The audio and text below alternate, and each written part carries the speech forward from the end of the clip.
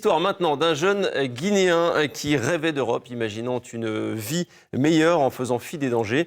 Au Maroc, il croise un couple de Français qui accepte de l'aider, mais s'il retourne au pays et se former pour un métier, Mohamed est aujourd'hui à la tête d'une exploitation agricole d'ananas. Claudie, je le disais tout à l'heure, il y a des rencontres qui changent une vie. Oui. Celle de Mohamed a changé la vôtre et surtout la sienne. Clairement. Elle a changé nos vies. Ça s'est passé quand et comment cette histoire? Alors, très rapidement. Oui, on n'a pas beaucoup de temps. C'est ça s'est passé fin novembre en 2018, quand mon conjoint et moi, nous avons souhaité partir au Maroc, sac à dos, avec une seule envie, faire du slow travel et partir à la rencontre de l'autre. On a rencontré des Marocains adorables, mais également en fait, à côté de notre hôtel, c'était 2 jours avant de rentrer en France, on a rencontré un camp de migrants et ça nous avait vraiment fait mal au cœur parce que là-bas, les jeunes subsahariens qui sont refoulés de la frontière marocaine vivent très mal, dans des conditions vraiment déplorables. Et donc, on a eu envie d'aller les rencontrer et de leur proposer juste de leur acheter de quoi manger. Et quand on a rencontré ce groupe de jeunes, on est tombé sur les yeux de Mohamed, qui nous a regardés, qui a échangé avec nous. Et mon conjoint a un fils du même âge que lui, et moi-même qui n'a pas d'enfant, vraiment, je me suis dit, ce jeune n'a rien à faire ici.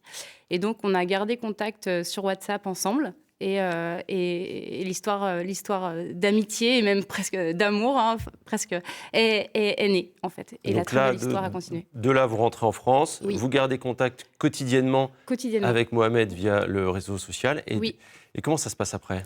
Eh bien, on lui propose, on lui a toujours dit que nous, on ne souhaitait pas forcément, il y a une question d'argent qui vient. Et on lui a dit que c'est un peu la citation de Confucius, quand une personne a faim, plutôt que de lui donner un poisson, on va lui apprendre à pêcher. Et donc, on lui a dit, on ne te donnera pas d'argent pour venir te perdre en Méditerranée et nous rejoindre, surtout qu'à Nantes, on connaît la situation des mineurs migrants isolés.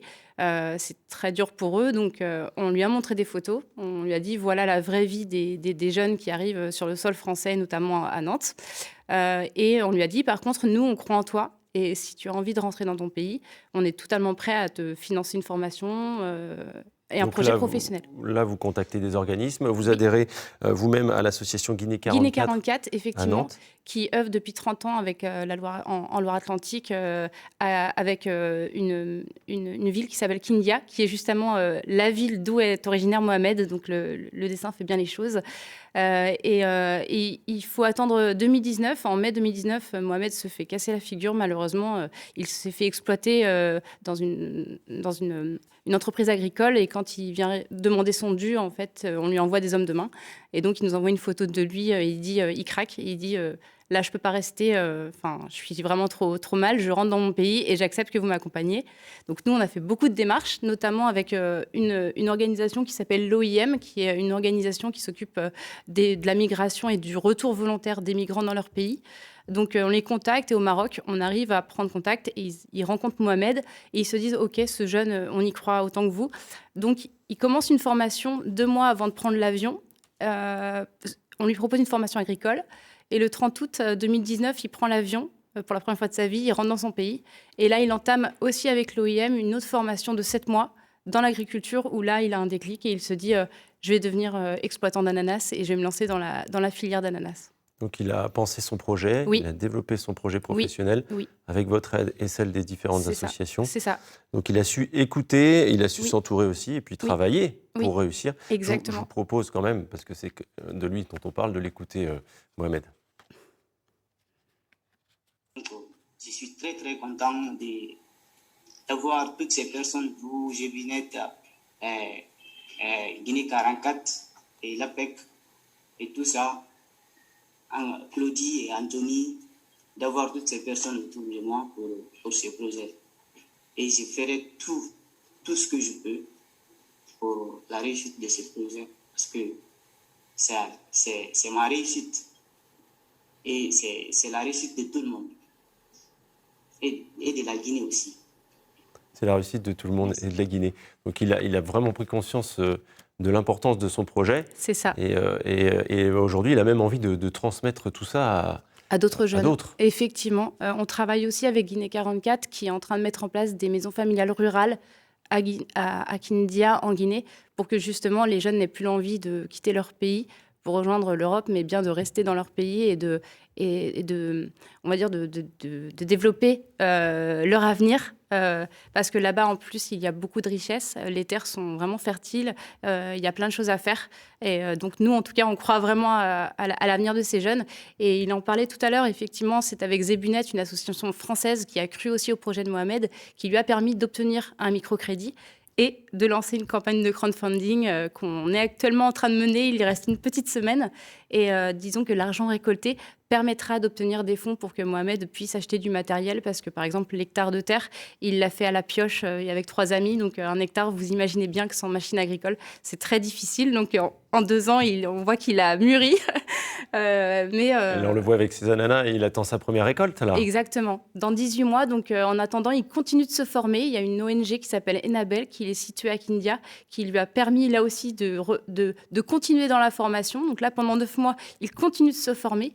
Il s'intéresse à beaucoup de choses. Il a déjà compris quelles étaient les étapes de transformation de l'ananas. Et nous, en tout cas, on a hâte que l'opération fonctionne, qu'on atteigne tous les dons pour, encore une fois, qu'il puisse investir et devenir un vrai exploitant agricole de la récolte jusqu'à la transformation. Des rencontres qui changent une vie. Mohamed a trouvé une deuxième famille avec vous. On va l'écouter. Considérer Claudie comme une mère et Anthony comme mon papa. On a fondé une famille, quoi. Même si c'était sur WhatsApp. Et puis, lorsque je suis rentré sur moi, ils m'ont accompagné au Maroc là-bas d'abord, jusqu'à ce que je suis rentré. Et puis, lorsque je suis rentré, j'ai décidé de me lancer dans l'agriculture. Et dans ça, ils ont aussi accepté de m'accompagner. Et aujourd'hui, voilà, je suis au milieu de 10 000 plants d'ananas que j'ai plantés moi-même avec mes amis. 10 000 plants d'ananas à la main. Ça donne la perspective. Vous avez appris quoi avec tout ça ?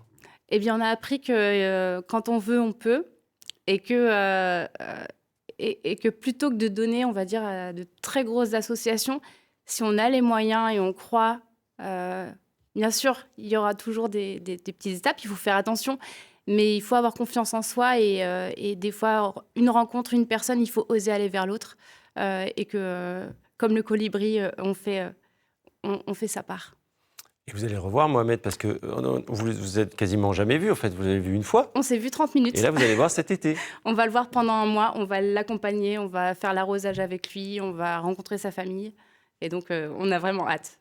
Parce que Claudie et Anthony partent pour un tour du monde. C'est ça, exactement. On part pendant 1 an, mais on devait y aller cet hiver. Et malheureusement, le Maroc a fermé ses frontières, on n'a pas pu partir. Mais ce n'était que partie remise. Et voilà, donc vraiment, en tout cas, si je peux juste rappeler donc l'association Hello Asso, vous pouvez juste rechercher Zebunet et donc vous trouverez le projet de Mohamed. Il reste 1 semaine. Merci beaucoup, Claudie, pour cette très belle histoire. Merci.